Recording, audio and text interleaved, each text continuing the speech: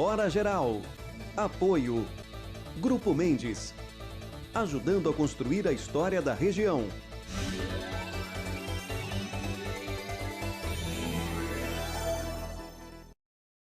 Olá, meus amigos, a partir de agora mais uma edição do Hora Geral. E olha só o que é a notícia, né? De ontem para hoje, uma decisão do ministro Fachin acabou deixando aí, promovendo um rebuliço no meio político. E aí, qual a minha intenção no Hora Geral? De discutir com o professor Alex Salim, já vou chamá-lo, né? Para que ele possa explicar melhor ao nosso público, telespectador e internauta. E você pode fazer perguntas no 98170-1434. Teremos no programa de hoje também dicas de saúde com o Dr. Lucas Suman, a previsão do tempo com o homem do tempo, o meu amigo Celso Vernizzi, e muito mais de informação no programa que só está começando. Não se esqueça que eu estou com você. Bom, vamos abrir o Hora Geral de hoje com o professor Alex Salim. Ele já é uma figura conhecida aqui no Hora Geral. Professor Alex Salim, que é professor universitário e também especialista em direito penal. Doutor, né? E professor Alex Salim, tudo bem? Boa noite, professor. Boa noite, Douglas. Como vai você e todos os seus telespectadores? Tudo na paz, graças a Deus. Bom, professor, eu já fiz a abertura do Hora Geral e quero que o senhor, logo de cara, tente explicar aos nossos amigos, né, os brasileiros, os telespectadores e internautas, esse rebuliço que houve ontem na decisão do ministro Fachin, ou seja, pelo que nós lemos e a maioria da população absorveu, parece que toda aquela investigação, todo o processo que estava lá no TRF4, sob o comando do então juiz Sérgio Moro, parece que eles não têm mais validade, segundo essa decisão de ontem do ministro Fachin. É isso? Na verdade, a decisão do ministro Fachin tirou o julgamento lá da 13ª Vara e trouxe para Brasília. Por enquanto, essa decisão não anulou os atos todos que foram praticados, só as decisões tomadas pelo ex-juiz Sérgio Moro, ou seja, as testemunhas que ele ouviu, tudo que está ali no processo continua válido por enquanto. O que o ministro Fachin foi tirar o julgamento de lá e trazer para Brasília, ou seja, começou tudo do zero. Agora, professor Alex Salim, nas redes sociais muitas pessoas postaram, e uma das pessoas que postou, vou tentar até reproduzir aquilo que ela postou, a então advogada, professora e deputada estadual Janaína Pascoal. Ela fez uma indagação no Twitter, que eu vou até devolver essa indagação ao professor Alex Salim. Por que demorou tanto tempo para tirar do TRF4 e trazer para Brasília? Não é estranho? É sim, Douglas. Na verdade, esse tipo de análise, né, de competência é uma questão muito técnica, né? Não adianta a gente aqui descer esse detalhamento. Normalmente, isso é julgado lá no início. Então, se o juiz é considerado incompetente logo no começo do processo, né, o processo é deslocado da vara dele para o juiz competente. Dificilmente esse tipo de decisão é tomada lá pelo Supremo Tribunal Federal, pela última instância. Porque, veja, a Lava Jato foi julgada lá na 13ª Vara Federal em Curitiba, depois teve a análise dos recursos pelo Tribunal Regional Federal, lá da 4ª Região, e depois o Superior Tribunal de Justiça analisou tudo isso e disse que estava tudo correto. Então, veja, essa decisão de incompetência deveria ter sido tomada lá atrás, né? Então, é, de fato, algo não muito comum esse tipo de decisão pelo Supremo Tribunal Federal. Agora, os principais sites de notícia, telejornais, jornais, estampam que o ex-presidente Lula, ele se tornou elegível, ou seja, ele pode participar da eleição que vai ocorrer em 2024. Isso daí já é um fato consumado ou não é bem assim? Veja, Douglas, com a decisão de ontem, ou seja, dia 8 de março, hoje, dia 9, sim, o Lula, neste momento, em razão da anulação dos atos decisórios tomados pelo ministro Sérgio Moro, todos os atos decisórios em sequência foram todos destruídos. Então, neste momento, o ex-presidente Lula está, sim, elegível, porque a lei da ficha limpa diz que uma pessoa não pode concorrer às eleições se ela tiver uma condenação em segunda instância. Como a condenação em primeira foi anulada, a de segunda também foi. Então, neste momento, se a decisão do ministro Fachin não for revertida, o ex-presidente Lula pode ser sim candidato. Agora, professor Alex Salim, existem outros condenados na mesma situação do ex-presidente Lula, ou seja, que poderiam, com essa decisão do Fachin, também conseguir aí o fato de estar elegível e participar de uma campanha eleitoral que vai acontecer no ano que vem? Existem outros nomes, por exemplo, do José Dirceu? Sim, o José Dirceu, o que acontece? A Lava Jato, ela iniciou em razão da prisão de um doleiro, o Youssef, e aí puxaram aquele fio da meada, né? E aí nós foram constatando uma série de atos de corrupção, basicamente na Petrobras. Então, o que acontece? Cada processo agora vai ter que ser analisado separadamente, porque tem que se ver qual ato de corrupção está ligado à Petrobras ou outras empresas e outras empreiteiras. Aquilo que está ligado à Petrobras, em geral, vai ficar lá em Curitiba. Mas, se atos de corrupção estiverem desdobrados e conectados a outras empreiteiras, a outras empresas públicas, aí sim pode ser retirado de Curitiba. Por isso, o ministro Edson Fachin retirou do ex-presidente Lula, porque ele entendeu que o triplex, o sítio, o Instituto Lula, né, todos esses bens, esses imóveis que teriam sido comprados com dinheiro, né, de corrupção, não tiveram origem em obras da Petrobras ou em contratos da Petrobras, e sim em atos de corrupção diversos. Por isso, ele tirou lá de Curitiba. Outro aspecto, professor Alex Salim, mais uma vez agradecendo, como sempre, a sua participação aqui no Hora Geral. É bom conversar com quem entende do direito, que é o seu caso. Foi uma decisão do ministro Fachin, uma decisão monocrática. Ou seja, o que significa essa decisão monocrática e significa que já está resolvido ou ainda não essa decisão do ministro Fachin no dia de ontem? É o seguinte, Douglas, nos órgãos, nos tribunais superiores, a decisão é o que nós falamos de colegiada, né? Justamente esses órgãos superiores existem para que um número maior de juízes possa analisar aquele caso e dar maior segurança jurídica.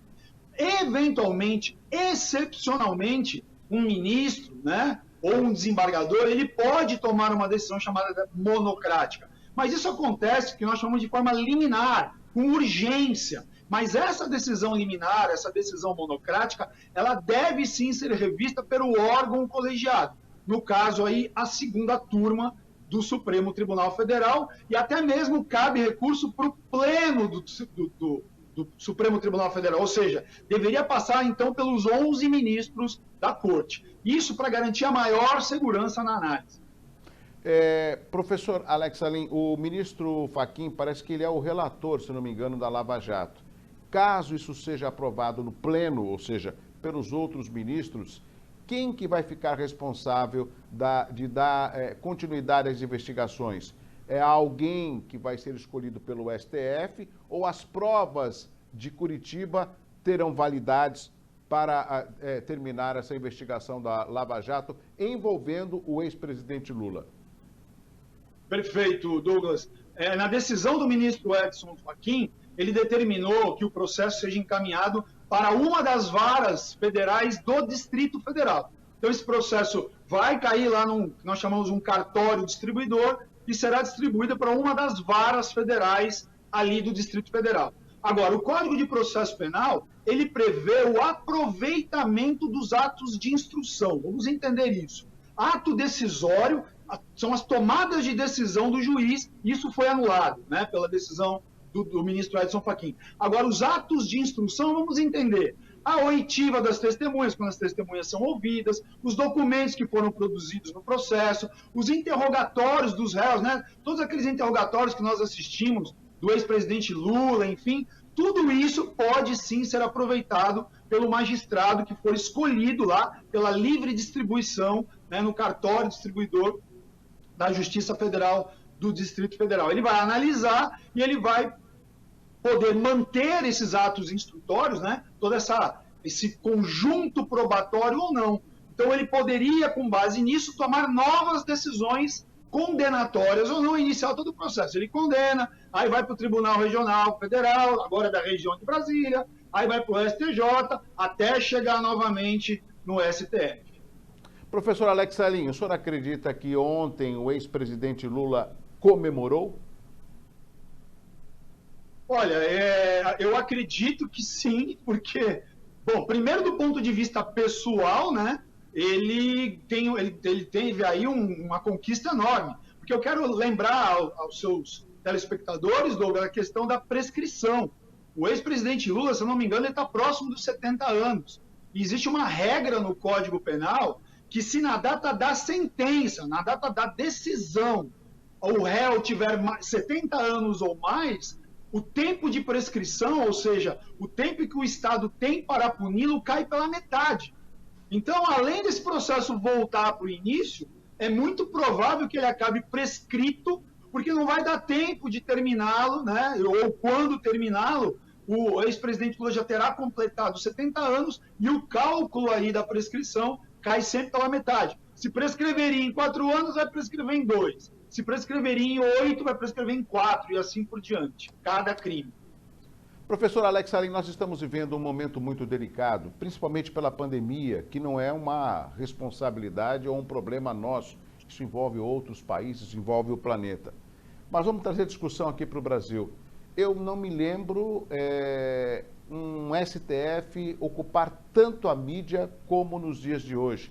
Se a gente pegar algumas das decisões que deixou praticamente a população estarrecida, o fato da liberação daquele mega traficante André Rep, né? Que, se não me engano, foi o Marco Aurélio que liberou, aí depois, no dia seguinte, o presidente acabou voltando atrás, mas aí ele já tinha escapado. O caso do senador que foi pego com dinheiro na cueca, voltou para o seu mandato. Diferentemente do Daniel Silveira, que é o deputado federal do PSL, que continua preso por uma decisão, inclusive, da Câmara, né? Pelo deputado ter agredido verbalmente o STF e então, o ministro Alexandre de Moraes pediu a sua prisão.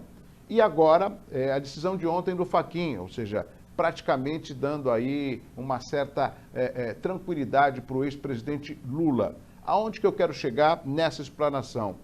A população, no meu entender, ela é a única, apesar de tudo, que pode dar a resposta ao STF e ao sistema dos políticos que estão aí, que é através do voto. Será que a população tem essa responsabilidade, que ela pode mudar os rumos do Brasil? Bem, Douglas, sempre através do voto, né? O voto é a grande arma aí da população para promover essa transformação. O problema que eu vejo é que o nosso sistema eleitoral ele está viciado lá no início, né? Então, por exemplo, você só consegue aí se candidatar se você estiver vinculado a um partido político.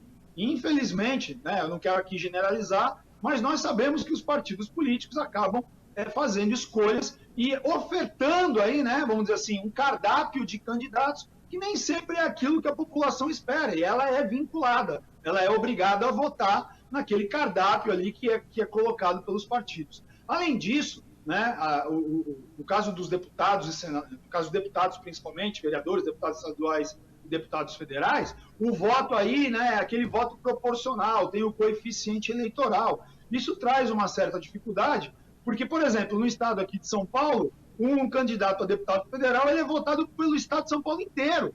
Então, de fato, ele não sabe se foi o eleitor de Santos, se foi o eleitor de São Vicente, o eleitor de Ribeirão Preto que o elegeu. Então, ele acaba tendo um certo distanciamento com esse eleitor.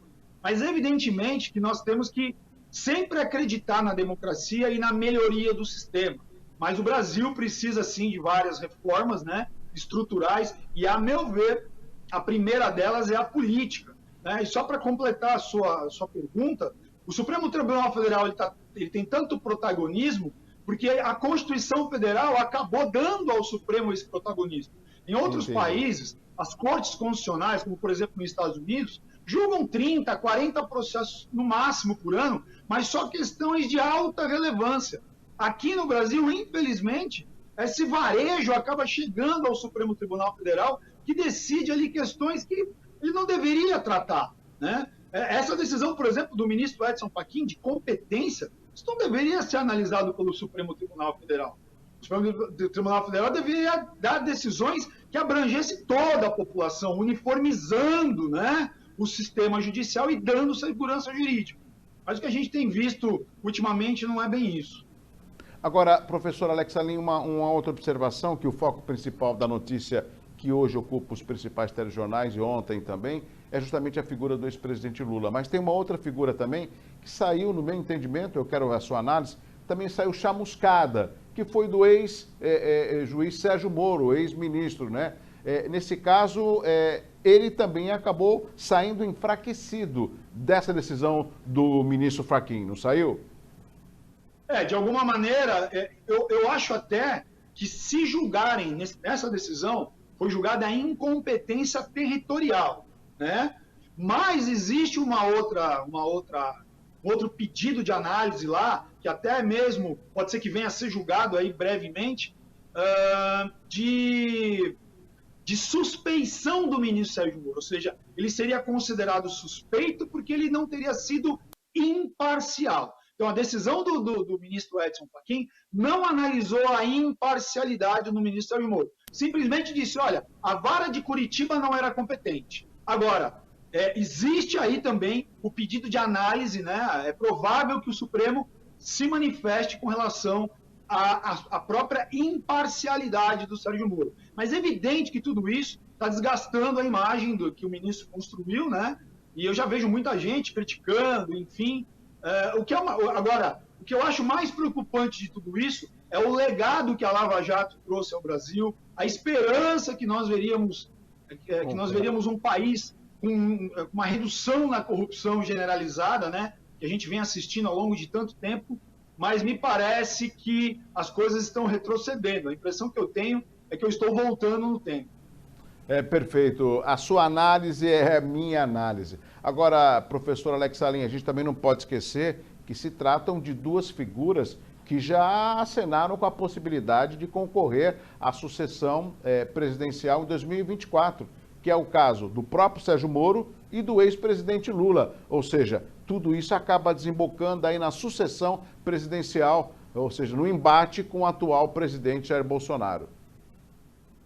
Me parece que essa decisão de ontem embolou ainda mais o jogo político, né? Porque, de um lado, isso aparentemente, eu não sou analista político, mas pelo que eu leio e acompanho, né, na própria mídia, isso de alguma maneira até pode favorecer o atual presidente aí, porque ficam os extremos, né? Exato. Lula de um lado, ele do outro. Exato. E aí fica aquela história, se votar no Lula, o PT volta, né? Ou seja, nós vamos cada vez mais para os extremos, né? O ideal é que surgisse um caminho do meio aí, né? Uma solução mais centralizada, mas vamos aguardar, ainda temos aí 1 ano e meio, né, mais ou menos pela frente, e tudo isso, Douglas, no meio de uma pandemia, né? O que eu não consigo entender é o momento que as coisas estão acontecendo, né? Será que era momento mesmo para se tomar uma decisão dessa, né? Bolsa caindo, dólar subindo, desestabilizando ainda mais o país que já está sofrendo tanto aí com essa situação sanitária, né, de saúde pública, enfim.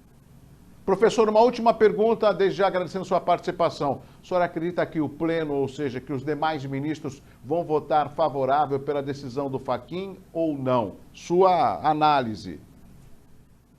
Bem, Douglas, ontem, né, quando a decisão foi proferida, eu vi a manifestação de alguns ministros de perplexidade com essa decisão. Então, é possível, sim, se ela for submetida à análise dos 11, né, pode ser que forme uma maioria aí contrária a essa decisão que o ministro Edson Fachin tomou, né? Mas vamos ter que aguardar, de fato, né, cenas dos próximos capítulos. Tá, né? certo. Enfim, professor Alex Salim, especialista em direito penal, professor universitário, uma grande figura. Professor, obrigado pelos seus esclarecimentos ao nosso público telespectador. E isso move também, apesar da crise, né, a participação de que o brasileiro fique bem informado. Isso é muito importante, né? Ou seja, nós hoje estamos discutindo decisões do STF, coisa que há 15, 20 anos atrás a gente sabia que ele existia, mas a gente não poderia nem opinar, nem sabia o que era feito, né? Sim, e esse esclarecimento, Douglas, é fundamental aí através do seu programa, né? Você presta um serviço excelente nesse sentido. Justamente, a população tem que, né, ficar muito ligada em futebol e Big Brother, mas é a política, são essas decisões aí tomadas pelo STF e outras cortes que acabam impactando no nosso cotidiano, Perfeito. Principalmente no nosso bolso e no nosso dia a dia. Então, temos que estar antenados para tomarmos boas decisões nas urnas o ano que vem. Obrigado, professor. Um abraço. Grande abraço, Douglas. Nós conversamos com o professor Alex Salim, especialista em direito penal, e pôde explicar um pouco mais sobre a decisão do ministro Fachin no dia de ontem, suspendendo, né, as investigações no TRF4 da Lava Jato, né, quando tinha à frente o juiz Sérgio Moro. Não acabou não. Um rápido intervalo comercial. Na sequência tem muito mais informação para você aqui no Hora Geral.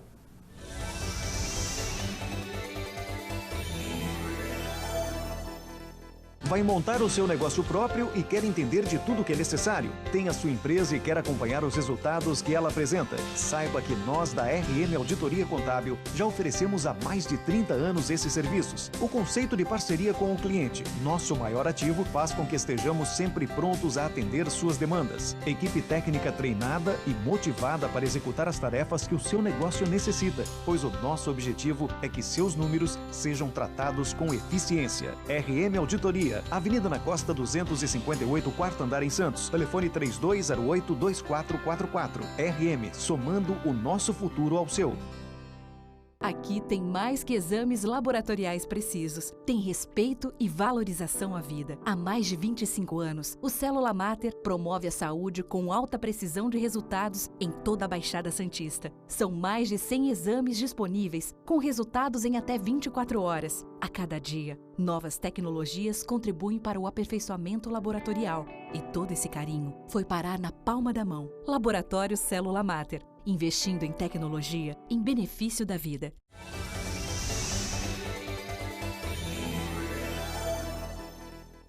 Bom, já estamos de volta para o segundo e último bloco. Você gostou da entrevista do professor Alex Salim? Gostou, né? É importante. Por isso que às vezes eu falo assim para os meus amigos e você, meu telespectador, é meu amigo. Ah, Douglas, eu não gosto de política. Tem que saber de política, tem que se envolver em política, tem que participar de política. Porque em todos os lugares existe política, mas a boa política, tá certo? Bom, vamos chamar agora o nosso amigo Celso Vernizzi, o homem do templo. Boa noite, Celso. Olá, Douglas. Hora geral, boa noite, gente. É tempo de calor, tempo de elevação das temperaturas, as áreas de instabilidades dão uma trégua e volta àquela situação normal da estação do verão, que vai terminar no dia 20, pelo menos na folhinha.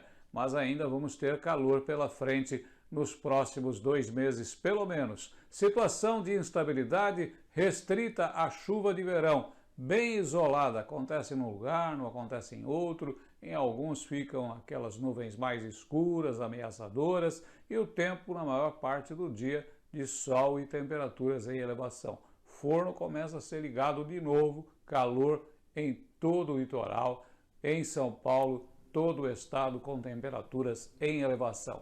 Grande abraço a todos, uma ótima noite e até amanhã. Até amanhã, meu amigo Celso Vernizzi.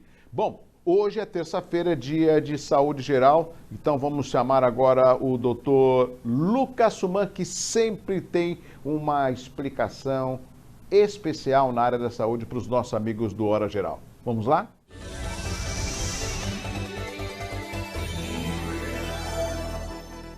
Olá, esses primeiros meses do ano aqui na região da Baixada Santista costumam haver fortes chuvas e com elas vem a dengue e a chikungunya. São doenças que nós, enquanto moradores dessa região, podemos evitar com algumas medidas comportamentais, evitando o acúmulo de água parada ou destampada dentro das nossas casas. É importante também que você, senhor e senhora, autorize os agentes de saúde pública que estão com crachá adentrar as suas casas, até mesmo para fiscalizar. E é importante você também, que tenha suspeita do diagnóstico de dengue, estar atento aos sintomas mais comuns. Por exemplo, febre alta, dor de cabeça, dor atrás dos olhos, dores articulares.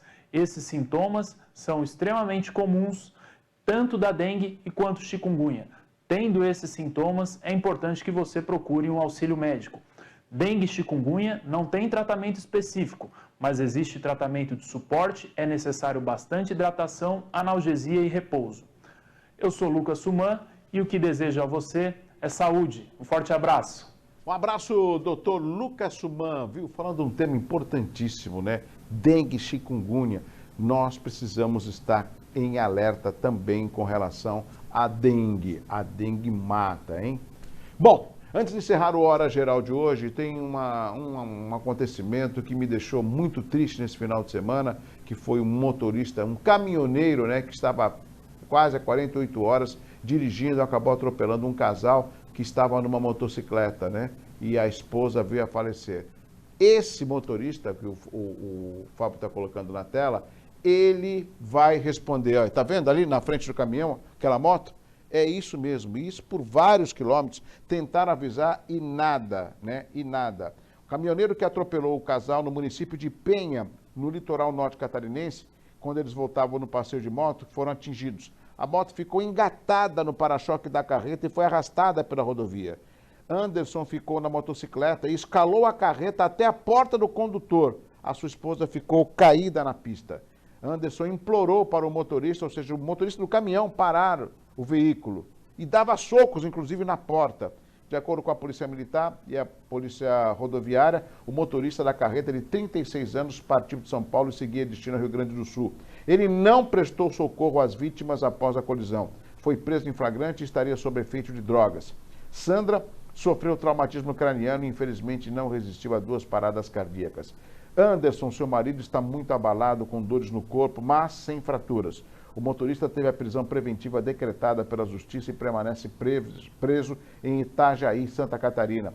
Ele deve responder pela morte da mulher, pela tentativa de homicídio qualificado e pela utilização de recurso que impossibilitou a defesa da vítima, por conduzir veículo automotor com capacidade psicomotora alterada em razão da influência do álcool ou de outra substância psicoativa que determine dependência, fuga de local de acidente de trânsito e posse de drogas para consumo próprio. Amigos, a imagem que percorreu as redes sociais é uma imagem que se fala assim, Douglas, a gente não está acreditando no que está vendo. Ou seja, olha ali, ó.